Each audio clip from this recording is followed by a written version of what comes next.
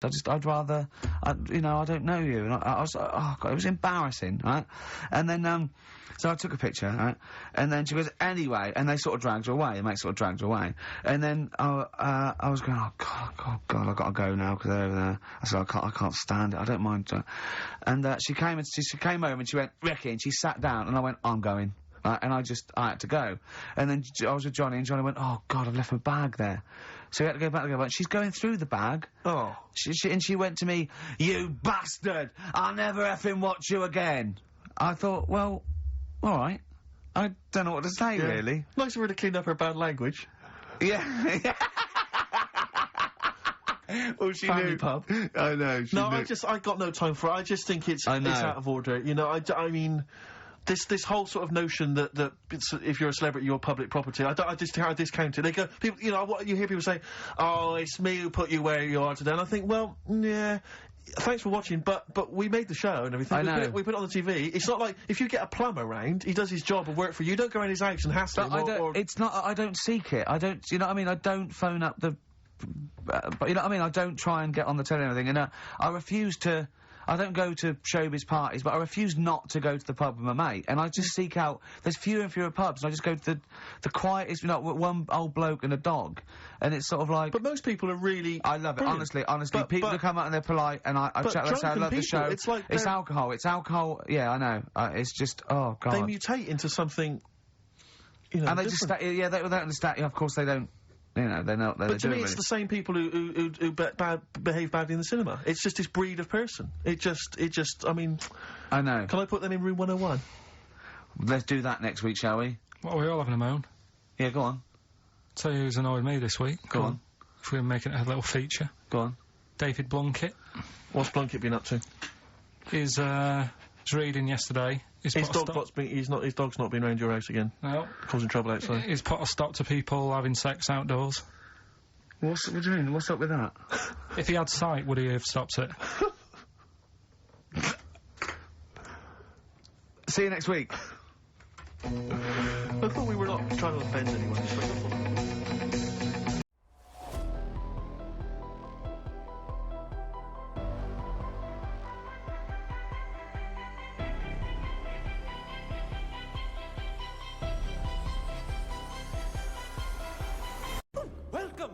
Theories of the third kind.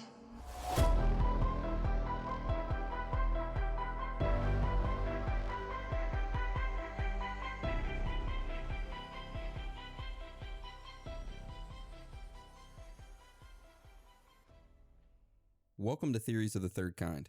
My name is Aaron, and I'm one of your hosts. There are two other hosts that are joining me today, of course. Danielson. Yo, guys. And Anna. Good afternoon. So before we start today's episode, I just want to say, like always, we do not run any ads on this show or take any money from any corporations. So if you would like to help us out, then there's a few ways that you can do that. One of the ways is Patreon. For only $5 a month, which is just 16 cents a day, you can sign up to our Patreon and get an extra episode each week. These Patreon episodes are exclusive to members only. Today, we released a Patreon-exclusive episode, which is over the secret Nazi space program. Woohoo! Also, we have several more episodes already locked and loaded for your listening pleasure, such as Cults, Disney Darkness, Isaac Cappy, McMartin's Satanic Preschool, Clinton Body Count, FEMA, and much more, which you get access to, all of it, for just $5 a month. Another way to support the show is through merchandise. Just teleport on over to our website, theoriesofthethirdkind.com, and click on the shop button. Then you can see all the merch we have. Hats, t-shirts, all that good stuff. I just wanted to let you know that the money we get from Patreon and the merchandise, those all go to bettering the show. Also, I know things are tough right now, so if you can't afford a shirt or a Patreon membership, but you want to help us out, then you could just leave us a written review on iTunes. That helps us out a ton. If you don't want to leave one, though, then that is fine. We just want you guys, girls, aliens, reptilians, Bigfoot, Sasquatches, Chupacabras, ghosts, Illuminati members, space, underground lizard people, whoever or whatever you are, to enjoy the show. Also, one last thing. If any of you would like to reach out to us, then you can shoot us a message on Instagram, Twitter, or Facebook, or you can go to our website, theoriesofthethirdkind.com. You can click on the contact button, and there you will find our email addresses. Also, on our site, you can click the voicemail button and leave us a voicemail anonymously with your phone, and we'll play it at the end of the show each week. So today's episode is Dyatlov Pass.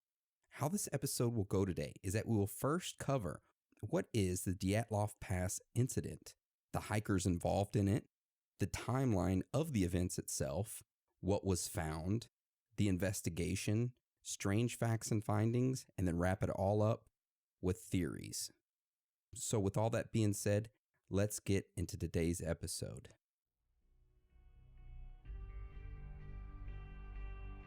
The Dyatlov Pass incident was a hiking expedition that started on January 23rd of 1959 that was supposed to last 14 days.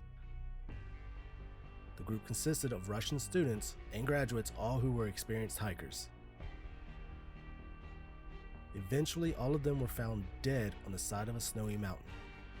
All of the students had died in horrific ways, had unexplained injuries, and some were even radioactive. To this day, their deaths still spark a lot of rumors and conspiracies. Now, before we discuss the deaths, rumors, and conspiracies surrounding all of this, let's first discuss the hikers. So we decided to go over each member in this group briefly to see what the group capabilities were. Now, all of the members were already experienced hikers and skiers, so this was nothing new to any of them. In this group, there were 10 individuals. First on the list is Igor Dyatlov, the commander or leader of this group. He was 23 years old and a fifth-year student at Ural Polytechnic Institute. He assembled a radio during his second year, which was used during hikes in 1956. He also designed a small stove that he used on this trip.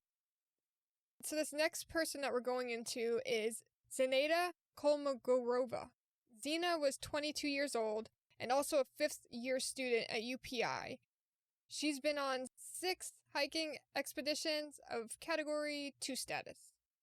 And the next person that we have is Yuri Dorosenko. He was 21 years old and a fourth-year student of the radio engineering at the UPI like the rest of them. But he was mostly remembered for his courageous act of charging and intimidating a bear with only a geology hammer. Big balls on this guy. I would not do that. Yeah. I'd be shriveled up in a ball. Hell yeah. He also had a relationship with Zena, but that ended and they stayed friends. So this next person is Ludmila Dubanina. She was a 20-year-old woman and a four-year student of engineering and economics at UPI. She had considerable mountaineering experience, which showed when on one expedition she was accidentally shot in the leg by a hunter who accompanied them. She pushed through the pain and traveled the long path back.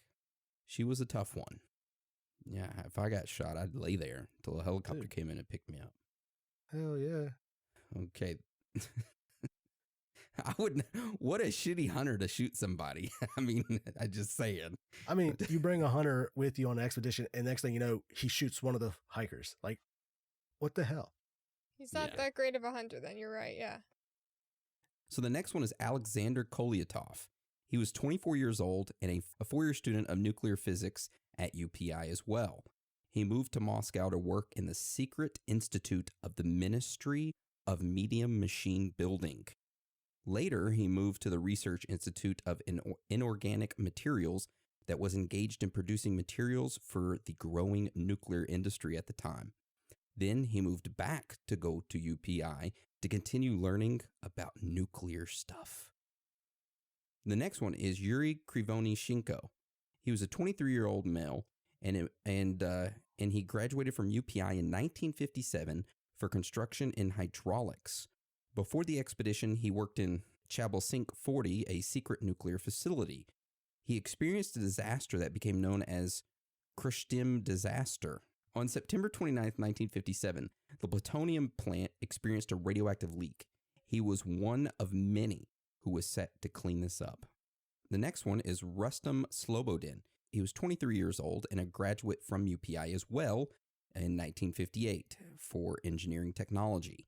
He was the more athletic one of the group, and even though he was Russian, his parents were professors and was teaching in Asia during his birth, So he ended up with an Asian name, which I don't know if Rustin